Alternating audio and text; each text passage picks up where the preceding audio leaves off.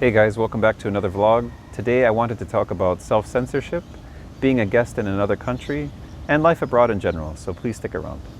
Hey guys, so today's video is inspired by a video I watched earlier this morning by Philippine Life Through the Eyes of an Expat by Steven. And if you haven't subscribed to his channel already, you probably should if you're ever thinking about moving out here, because he does have a treasure trove of knowledge and information to share.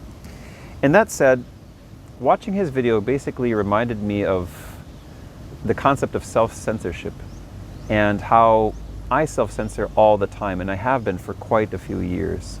Now, this was something that was difficult for me to adjust to when I first moved to Saudi Arabia about 13 years ago when I was there, because in the West we're used to the idea of being able to criticize government. They are part of elected officials and public servants, and we feel in the US the right and need sometimes to complain about the work that they do or the work that they don't do.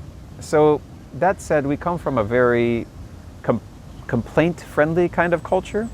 Some people complain for complaint's sake, but many people complain because it's the way that they want to get things better. If you don't point out that something's wrong, then nothing will be done to fix it. And that's kind of like the culture that I come from and the culture that a lot of Western expats come from. Good or bad, it's just different. That's what it is. So when I moved to Saudi Arabia, it was quite the cultural change. Now, before I do that, I should mention that this kind of freedom of speech isn't like utopian or all-encompassing or something like that, because there have been people who have been severely harmed. Pardon the dogfight in the background. There have been people who have been severely harmed by what they've said, and they've lost their careers. For example, Dr. Norman Finkelstein. Dr. Norman Finkelstein lost his tenure, or was denied tenure at Chicago University because of his criticisms of Israel. So that kept in mind, it's not as perfect as we might make it out to be, or it's something that we should also bear in mind, that there are limitations to the freedom of speech that we enjoy in the West. Now, when it comes to living abroad, you have to remember that unless you're naturalized, you are a guest. Now, I've read many comments by different people online that said, like, this is BS. I've been contributing to the taxes here for 20 years. I'm part of the fabric of society. Okay, great. If that's true, then become a citizen. And if you can't, then unfortunately, the reality is that you're a guest. Is that fair? It's not about fair. It's just different. That's just how things are. It's up to the nation to decide whether or not they want to naturalize people, right? And in the West, maybe like especially in the United States and Canada, it's far easier to become a citizen. You don't have to be there for a very, very long time to become a citizen and to enjoy equal rights. So, I mean, is that a double standard? It's just a different standard. So that's something to bear in mind. Also, something that I have had to bear in mind is that each country has, varying laws on what you can say. And that will shape culture, actually. And aside from those laws, there's also the public attitude of what you can say and what's acceptable by the local culture. So it could be that the laws are flexible, but the people don't really take too kindly to criticism. That's also something to bear in mind. Is it ideal? It's different, right? It's different. So what do I mean by that? For example, when I first moved to Malaysia in 2019, I worked there for a year, right? I've mentioned it like 1,000 times, but when I was there, one of the first things that one of my colleagues mentioned to me, she said, Ted, how do you like driving on our crappy roads? And it was an honest criticism of like the place there. I found that in Malaysia, many of my colleagues and many Malaysian citizens were very open to criticizing the poor infrastructure that they found poor. I thought it was pretty decent. And it was normal. Criticizing the government was normal. And they didn't feel insecure about that. They came from, I don't know, it was like from a source of strength. Whereas when I worked in Saudi Arabia, I think in the first few months there as well, I criticized something to my students. I think it was because of the floods in Dammam.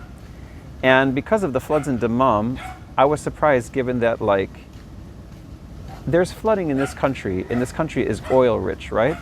So I was blown away by the fact that they weren't able to create a nice drainage system in Dammam. So basically, I said it out loud in the class. And when I said it out loud in the class, my students smiled. They said, Ted, take it easy. And then they taught me the Arabic expression, wara shams. Now, they agreed with my criticisms, but Wara Shams basically means behind the sun.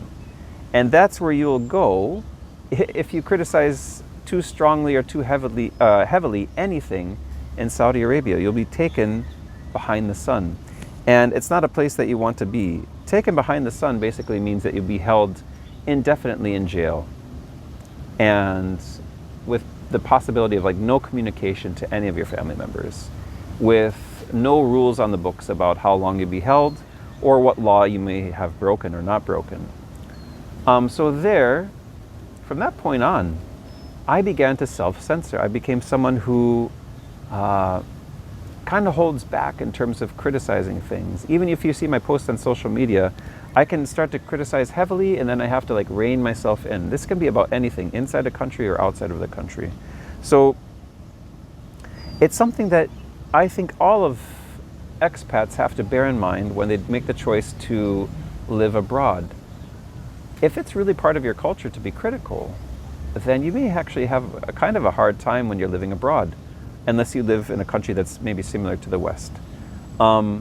That aside, it doesn't mean good or bad, it just means different. So if you're going to settle in Saudi Arabia, it's something to bear in mind. Now, the point of me saying all of this is that it led me to a question. And that question was, how have you guys, as expats here in the Philippines or anywhere else, whoever's watching this, how have you found a healthy balance? I don't really think it's too healthy to hold everything in all the time. But at the same time, I don't want to be rude, and I don't want to also put myself in danger for just saying something like the roads suck, right? So I would like to hear what your suggestions are, or how you've coped or adjusted to living in a place that's very different than your home country. And what have your experiences been? Have you had any problems? Because when I was in Saudi Arabia, I knew of some teachers who were arrested, and the circumstances of their arrest were unclear. Was it something that they said? Was it a combination of what they said and what they read online, or did they post some criticism? I know that posting criticism on X there is a huge issue in Saudi Arabia. And has that extended here to the Philippines? I'm not so sure. I mean, I do feel like the netizens are a little bit touchy, unfortunately, but does that reflect, will that carry over into the real world? I'm not so certain either. Anyways, y'all, thank you very much for listening to this vlog. Actually, this is my second time recording it because the first time my audio actually got screwed up. My mic wasn't located right next to me and it was just muffled. The whole talk was muffled, so I apologize for that. And if you have any other suggestions, please send them forward, send them through, either through a private message if you feel comfortable like that, or in the comment section below. I would love to hear from you. And please take care, enjoy, God bless, bye-bye. Assalamu alaikum.